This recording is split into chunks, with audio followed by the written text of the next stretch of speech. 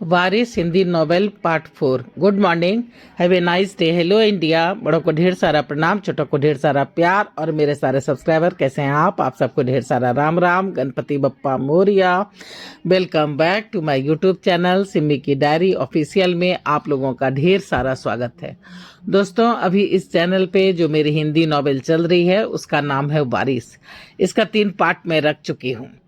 तो वारिस इस चैनल पे मेरी चौथी हिंदी नॉवेल है और इसका 3 पार्ट में रख चुकी हूँ। आज इसके चौथे पार्ट में मैं आप लोगों का तहे दिल से स्वागत करती हूँ।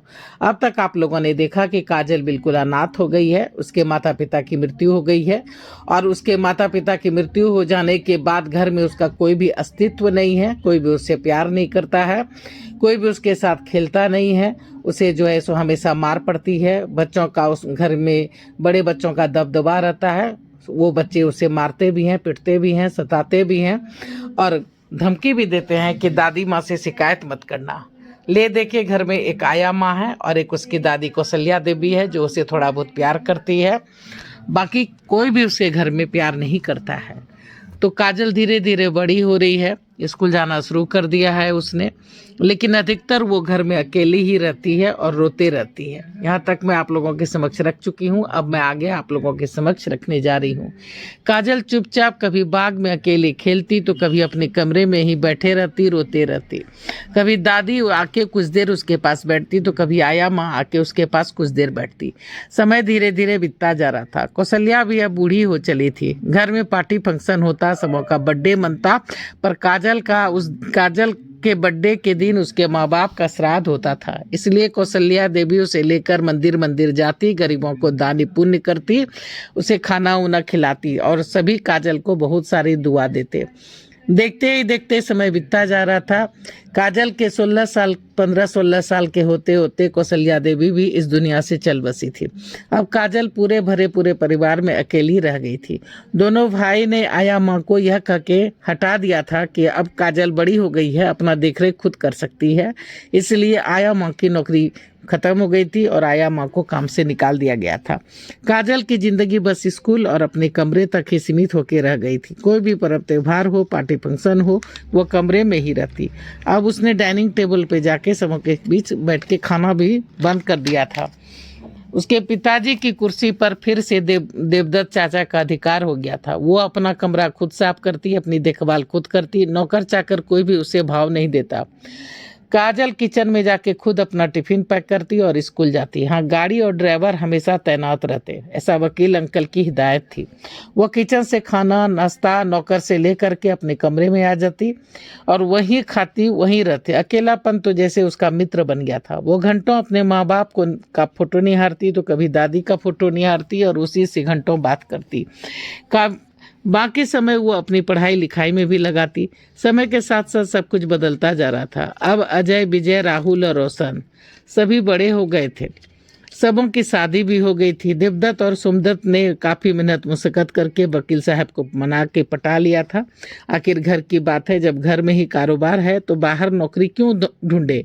मजबूरन वकील दत्ता साहब को उनकी बात माननी पड़ी थी। सभी ऑफिस में ही एडजस्ट हो गए थे। काम न काज के, दुश्मन अनाज के। सैलरी तो सबों को वक्त पे मिल ही जाती। अब तानिया भी बड़ी हो गई थी। तानिया काजल से भी बड़ी थी, इसलिए वो और बड़ी हो गई थी और अब वो कॉलेज जाना उसने शुरू कर दिया था। कॉलेज में भी उसके ढेर सारे दोस्त हो गए थे, उसमें लड़का भी थे और लड़की भी थे।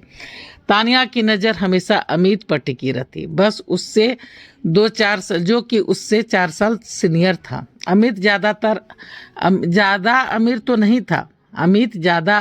नहीं था, पर उसके पिताजी का एक अपना छोटा मोटा कारोबार था। घर में ज्वाइंट फैमिली नहीं थी और यही बात तानिया को बेहद पसंद थी।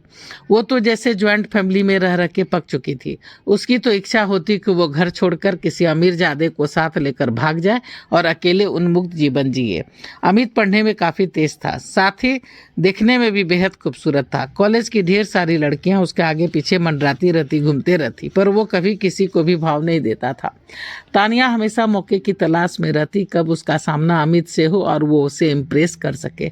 दोनों की नज़रें कितनी ही बार आपस में कितनी बार टकराई थी, पर बातें अभी तक नहीं हो पाई थी। एक दिन कॉलेज में घुसते ही जैसे ही तानिया गाड़ी से नीचे उतरी, उसकी दोस्त उसकी तरफ बढ़ी। हे तानिया, तुम्हारे लिए खुशखबरी है। खुशखबरी? कैसी खुशखबरी? आज फर्स्ट ईयर की क्लास शुरू हुई है, उसमें अमित की सिस्टर आमिया ने भी एडमिशन लिया है। तुम उसे पटाओ, दोस्ती करो तो शायद तुम्हारी बात बन जाए। क्या? हाँ। तुम्हें कैसे पता चला कि वो अमित की सिस है? अरे मैंने खुद अमित को उसे इंट्रोड्यूस करते देखा है। चलो देखते हैं। दोनों कॉरिडोर में उसे ढूंढते हैं, तभी बेल बज उठती है। ओह नो, दोनों को मजबूरन क्लास अटेंड करना पड़ता है। 3-4 दिन मेहनत मुशक्कत में बीत जाती है, तब कहीं तानिया और आमिया की दोस्ती हो पाती है। तानिया आमिया को पूरा इम्प्रेस करती है। हाय हाय, मैं तानिया सेकेंड ईयर की स्टूडेंट हूँ और तुम फर्स्ट ईयर की, क्यों? एम आई राइट? या मैं आमिया हूँ, DPS से पास आउट हुई हूँ। अच्छा, यहीं की हो या हॉस्टल में रह रही हो? नहीं, यहीं रहती हूँ। ऐसे मेरे पापा उत्तर प्रदेश के लखनऊ से बिलोंग करते हैं। वहाँ हमारा अपना घर द्वार, बिजनेस, चाचा चाची, दादा दादी सभी हैं। अपने पापा ने यहाँ अलग से बिजनेस सेटअप किया है। हम काफ़ी वक्त से, शायद मेरे जन्म के कुछ समय के बाद से ही यहाँ हैं। अच्छा। आमिया को फर्स्ट मुलाकात में ही इतना खुलते देख करके तानिया मन ही मन गदगद हो उठी थी। तुम्हें अगर नोट्स की या किसी और बुक की ज़रूरत होगी या कोई हेल्प होगी तो मुझे कहना, मैं तुम्हारी हेल्प कर दूंगी। Of course, why not. ठीक है, फिर मिलते हैं। Bye bye. अब तो जैसे तानिया हमेशा इसी ताक में रहती कि कब उसे आमिया नजर आवे और आमिया उसे अकेली दिखे। आमिया उसे अकेली और खाली दिखे कि वो उसे जा पकड़े, और फिर शुरू हो जाती इधर उधर की बातें। वो हमेशा घुमा फिरा के उसके घर वाले या अमित की ही बातें करते रहती। जब देखो तब तुम्हारे भैया को कौन से रंग पसंद है, क्या खाना पसंद है, कितने दोस्त हैं, वो कैसे हैं, उनकी दिनचर्या क्या है, उसकी पढ़ाई लिखाई कैसी चल रही है, भविष्य में क्या करना चाहते हैं, आदि आदि। पहले पहल तो आमिया कुछ नहीं समझती, उसके सारे सवालों का जवाब देते रहती, पर धीरे धीरे अब उसे भी शक होने चला था कि हो ना हो ये तानिया जरूर मेरे भैया पर फिदा है, इसलिए मुझसे दोस्ती की है। शायद भैया तक पहुंचने का जरिया मुझे बनाना चाहती है। तानिया आमिया को हरदम खुश रखने की कोशिश करती, बार बार कुछ न कुछ उसे गिफ्ट देते रहती। आमिया हरदम उसे इनकार करती, पर वो सफाई से उसे टाल जाती। एक दिन अमित कमरे में बैठे पढ़ाई कर रहा था कि आमिया सेब खाते हुए कमरे में प्रवेश करती है। भैया क्या कर रहे हो? देख नहीं रही हो? पढ़ रहा हूँ। तुम जा यहाँ से, सर मत खा, मेरे एग्जाम नज़दीक है, मुझे पढ़ने दे। मुझे तुमसे कुछ कहना है। क्या? कहो। वो तानिया है ना? कौन तानिया? अरे वही सेकेंड ईयर की स्टूडेंट तानिया है ना? होगी, मुझे नहीं पता। अरे वाह भैया, ये भी कोई बात हुई? वो आप पर जान छिड़कती है और आपको पता तक नहीं। मेरे पीछे मरने वाली ढेरों लड़कियां हैं। मेरे पीछे मरने वाली लड़कियों की कमी है क्या? मैं किसका किसका हिसाब रखूं? अरे वाह भैया, इसका मतलब आप भी जानते हैं कि आप लड़कियों के बीच काफ़ी फेमस हैं। क्यों? सो तो है। खैर, मैं और किसी के बारे में तो नहीं कह सकती, पर वो तानिया जब देखो अमित ये अमित वो, जब देखो बस तुम्हारी बातें मुझसे करते रहती है। मुझे तो लगता है कि अगर एग्जाम में तुम पर ऐसे लिखने आया ना तो उसमें 10 में 10 नंबर उस तानिया को ही मिलेंगे और किसी को नहीं। हो गई तुम्हारी बकबक, अब जाओ यहाँ से, मुझे पढ़ने दे। पर भैया, पर वर कुछ नहीं, चल जा यहाँ से। आमिया पैर पटकते हुए वहाँ से निकल गई थी। तो देखिए दोस्तों, कैसा लगता है बारिश का चौथा भाग। ये एक मोटिवेशनल कहानी है, एक इमोशनल कहानी आप इसको कह सकते हैं, और नॉवेल है तो कुछ बड़ी तो होगी। तो अभी 4 एपिसोड में इसका रख चुकी हूँ, 5वां एपिसोड जल्द ही आप लोगों के समक्ष लेके आ जाऊंगी। तो देखिए कैसा लगता है अमित और तानिया की कहानी आगे कैसे बढ़ती है और आगे लोग की लाइफ में क्या होता है, कैसा होता है।